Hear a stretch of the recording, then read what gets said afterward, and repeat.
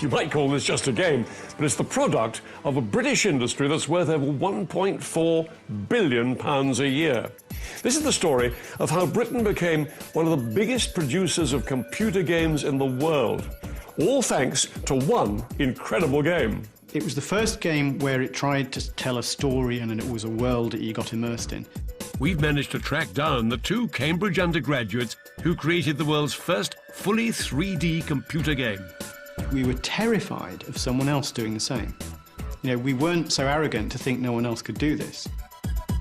Using primitive computers, they built what the professionals said was impossible.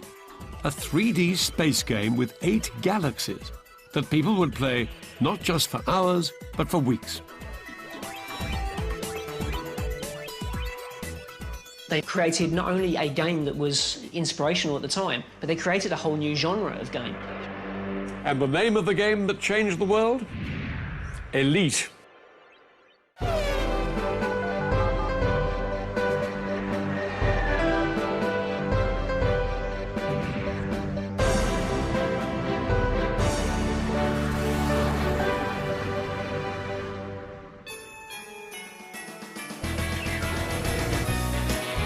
The world of computer games started changing the moment David Braben opened his Christmas present in 1981.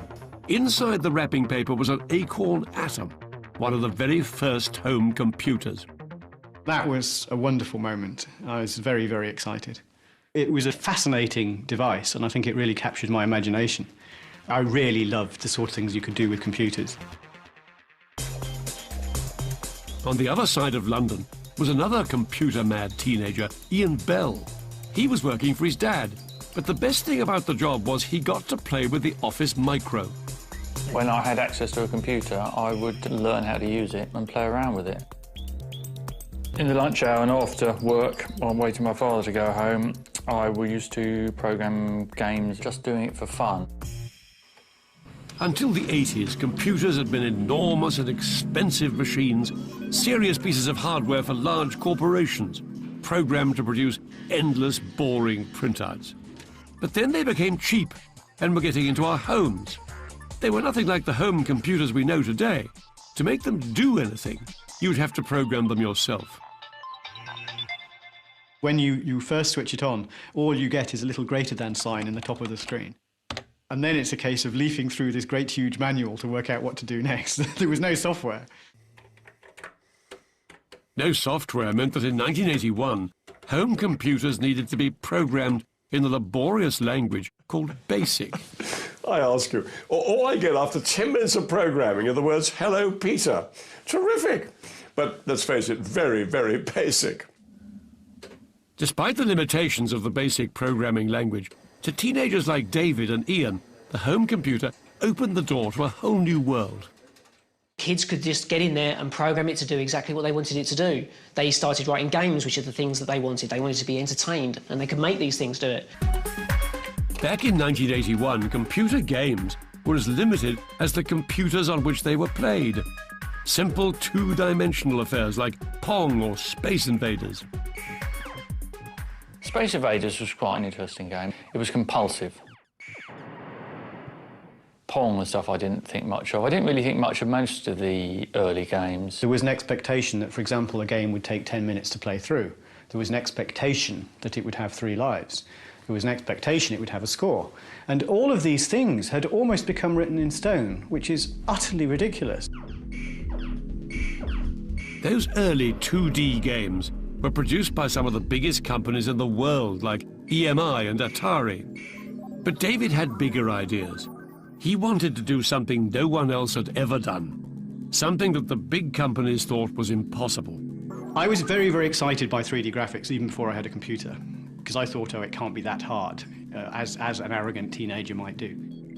But the received wisdom at that time was that you couldn't do it on a home computer. The key problem in creating 3D was lack of memory. Just to give you an idea how things have changed, this mobile phone has 250,000 times the memory of David's new Atom. Very quickly, the computer memory was full with this data, and the 3D that I first tried doing was really, really slow. It had taken him months of programming to produce a simple spinning spaceship. But David had created the impossible: 3 dimensions on a tiny home computer. To me, it looked amazing, and I knew I was onto something that was exciting. Now, that might be because I'm a bit of a sado and okay, maybe slightly obsessed by that sort of thing. It triggered in me this sort of feeling of wonder that you can create a world.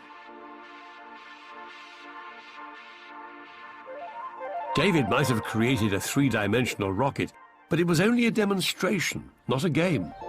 What ultimately became Elite started when he arrived at Jesus College, Cambridge, and met a young maths student, Ian Bell. My first impression of Ian when I met him at Cambridge was, I think a lot of people could probably guess. He's a really nice guy, but when you first look at him, he does look a bit odd. I describe myself as a fairly geeky, politically naive, intellectual, academic type.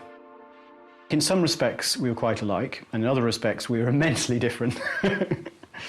Almost from their first meeting, Ian and David began collaborating on what would become one of the most groundbreaking computer games in history. This was a marriage made in heaven. What David and Ian dared to dream about was not just a game you played, but a fully 3D world in which you lived. A world where you'd be the commander of your own spaceship, flying from planet to planet, trading with alien beings and shooting it out with pirates on a galactic scale. These were mad ideas, creating a fully 3D world and a game that you could play not just for hours but for days. It would have seemed impossible to most people back in the computer game age of 1982, but not to Ian and David. At the time, we just had films like Star Wars, where it paints a world in your mind, and I thought we could do that in a game. It was the 3D graphics, that was the first challenge. We needed to know that was viable before we could do anything else, because that was going to be the problem. If it didn't work, we wouldn't have a game. The spark that became Elite really caught fire when David gave Ian the program for his 3D spinning rocket. Ian not only got it to run faster, but managed to produce a whole screen full of rockets at the same time. There it suddenly was. They looked like solid objects and they were flying in an aesthetic way. It was a 3D scene on the computer, which I hadn't seen before. And it just looked good, and that's when I knew. That's when I said, oh, the 3D works. That was when we knew the game was possible, assuming we could fit it into the memory. Convinced that they could turn David's 3D demo into a fully fledged computer game, the pair formed the partnership that would help create Britain's multi-billion-pound games industry. The key thing was it had to have great fighting in spaceships. And the reason it's space is because space is easy to draw. There's not a lot. It says the clue is in the name. There's not a lot there. To start with, it was very short shopping list. 3D space in the sense of the environment you were moving around in, and some sort of trading which would involve multiple systems, so some way of going between planets. And that was basically all we had to start with. In 1982, David and Ian only had a tiny demonstration of their 3D dream. Now they had to achieve something even more incredible: to turn their 3D rotating rocket not just into a fully functioning universe, but into a game that people wanted to buy. And they had to do it before someone else beat them to it.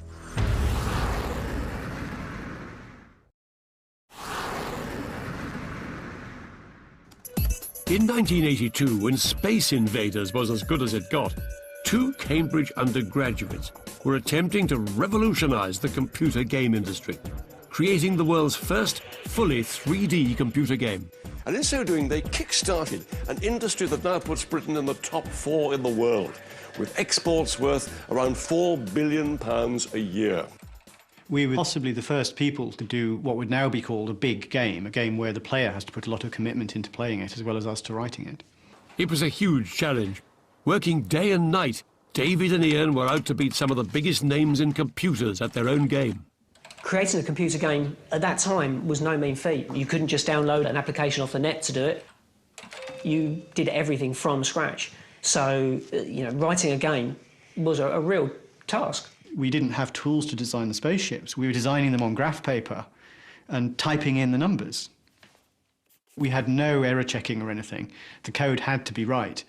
And so if it didn't work, we would then have to pore over the code to figure out why it didn't work. And that does become quite an obsessive process. You had to be very motivated to do something. As ever, memory was their problem. Our heroes were now using the new BBC Micro, boasting a mouth-watering 18K of usable memory. This was a computer built by some of the best engineers in the business. Yet the first thing David and Ian did was make it work better, pushing the usable memory from 18K to 22K. Let's try and put this into some kind of perspective. This email here, 675 words, took 22 kilobytes of my computer's memory. Now, what Ian and David were trying to do was to use that amount of computing power to create a universe in 3 dimensions. We'd worked out that we could only afford a few thousand bytes, that's a few thousand letters worth of space, to store the whole world. To try and achieve their 3D dream, David and Ian started programming in the new computer language called assembly. Very hard to master, but using far less computer memory than BASIC. Programming in assembly language is a very different animal from programming in BASIC. You're programming down to the metal, which means you're telling the chips on the board exactly what you want them to do. Because of that, you can get a lot more programming into a smaller space. The program has no fat on it. But a tiny amount of memory was not their only worry. The world of computer games was changing fast, and there was always the possibility that one of the big companies might produce a 3D game first. Our main worry was that someone else would do it, because as soon as we found out that it was possible, it would then become possible that someone else was doing it too. We were terrified of someone else doing the same. We weren't so arrogant to think no one else could do this. So that was why we were very, very secretive. Every spare moment, not taken up by their degrees, was spent on developing their game. What had begun as a hobby would have to become a business if it were to justify the amount of time they were devoting to it. But would anyone be interested? Their game was so different to anything on the market that there was the worry that no one would understand it. We knew we had a viable product technically then.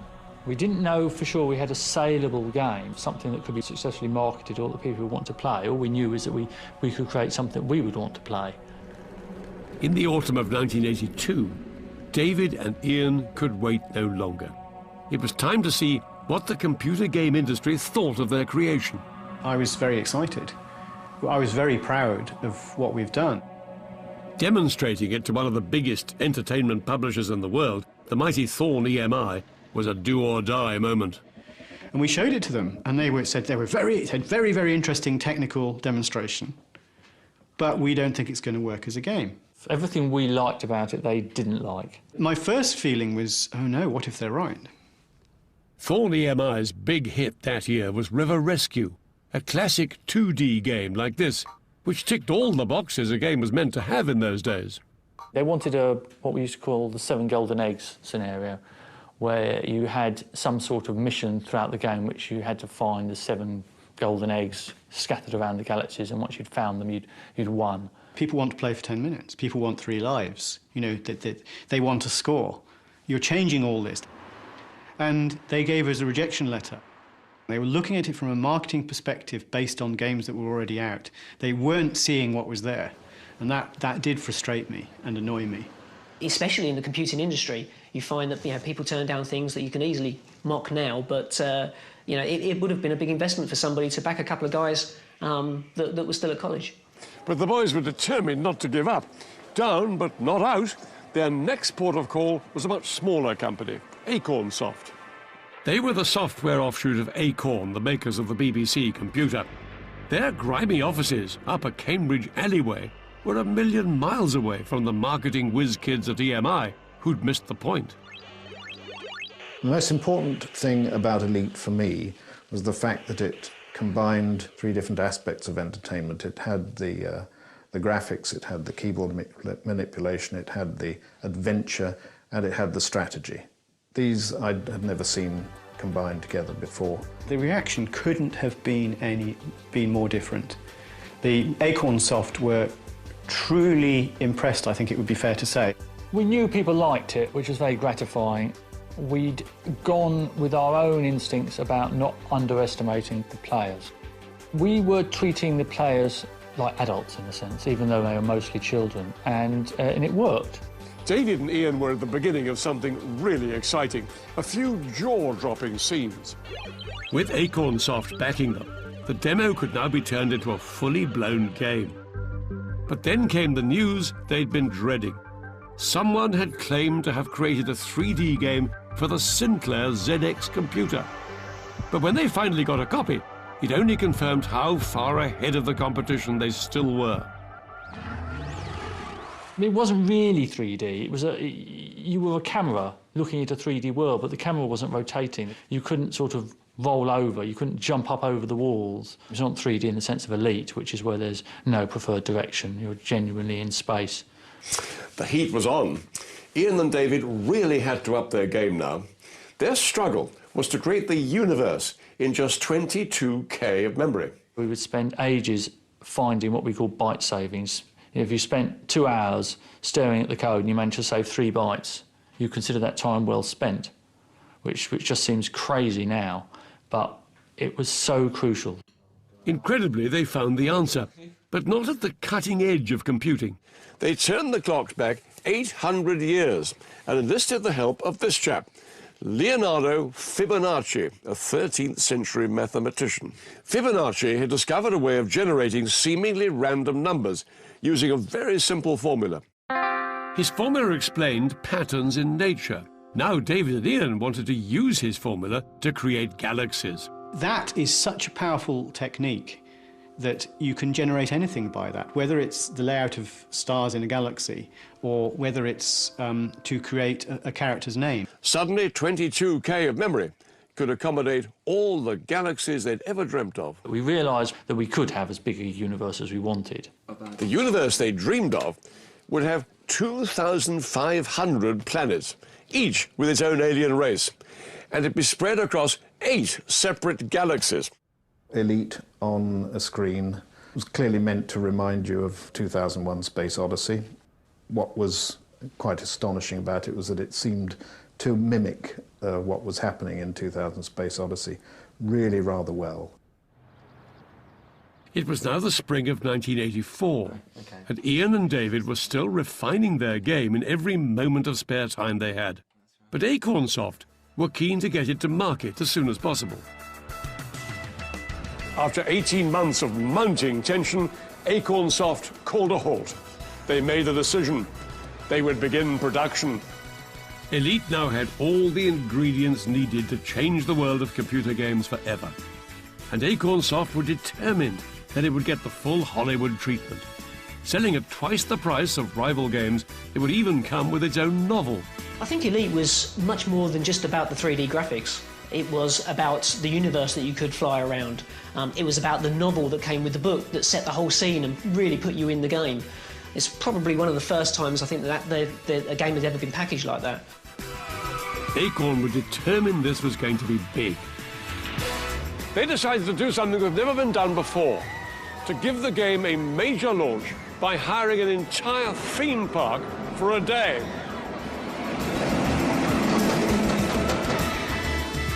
But for all that David and Ian were about to become the first computer game superstars, they still only had one thing on their minds: making Elite perfect. I had a sort of nirvana moment 2 weeks before the game was due to go to press.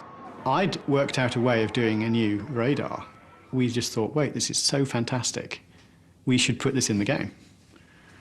And we showed it to Acorn with the obvious, well, I know we're not supposed to be touching this, but isn't this great? And they were of the same opinion. One of the jobs of a publisher is to draw a line. We've got to stop here. It would have been a terrible shame if we insisted on launching an application like Elite, which was unfinished, truly unfinished. What our heroes had done was to use the last few bytes of the computer's memory to redesign this old 2D control panel to a 3D radar system. This last-minute stroke of genius became one of the best-loved features of the game. Privately, I don't know how much they may have cursed us, but I think it was obvious to everybody at Acornsoft just how much better this system was.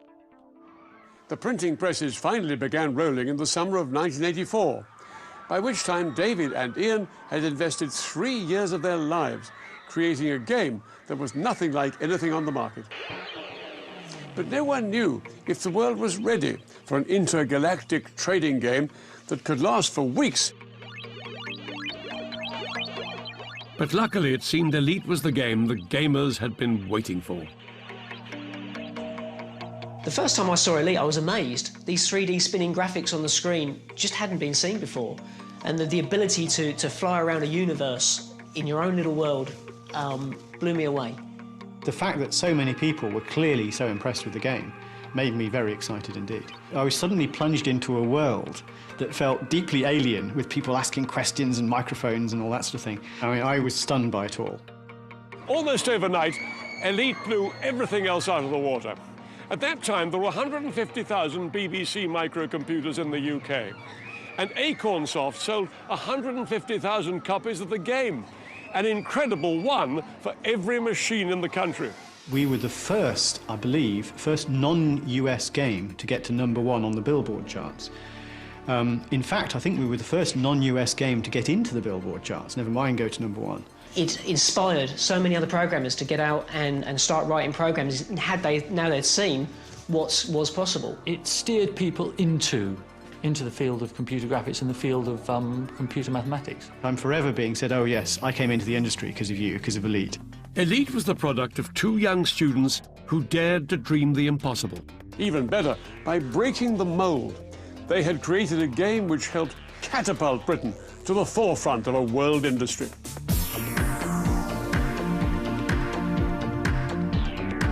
It's Superstars next here on 5, and Mike Catt faces up to Kelly Holmes to play against Steve Redgrave in the final. There's blood, sweat, tears and tantrums in Superstars next on 5.